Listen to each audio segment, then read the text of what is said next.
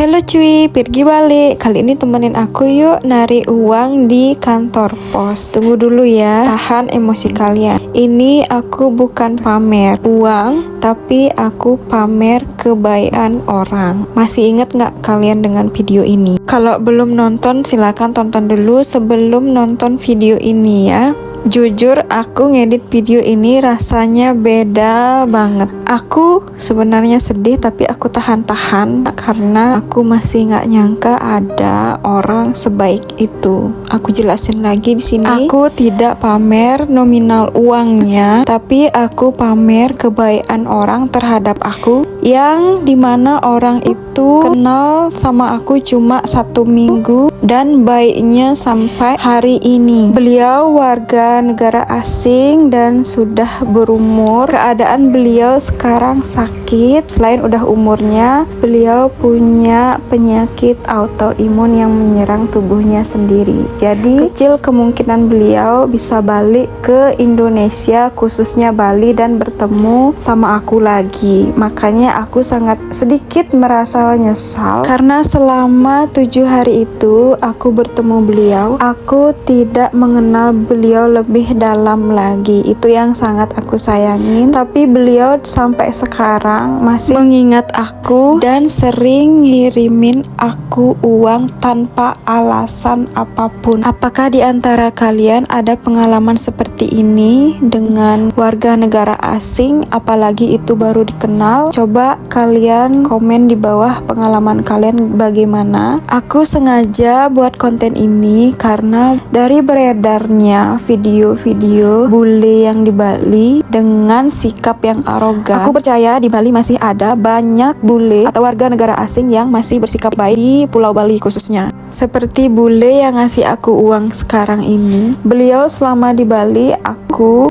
nganter beliau ke penglipuran. Beliau tiba-tiba minta berhenti dan ngasih uang warga yang sedang nyabit tanpa alasan apapun. Kebaikan beliau yang lainnya lagi, beliau sengaja belanja di pasar Badung, pasar tradisional, dan kalian tahu beliau sengaja memilih pedagang yang tua, pedagang yang kelihatan tidak punya, dan beliau beli 1 atau 2 barang dan beliau ngasih uang 500 atau 1 juta ke dagang tersebut. Itu ada 5 dagang yang beliau kasih. Selanjutnya tentang kebersihan.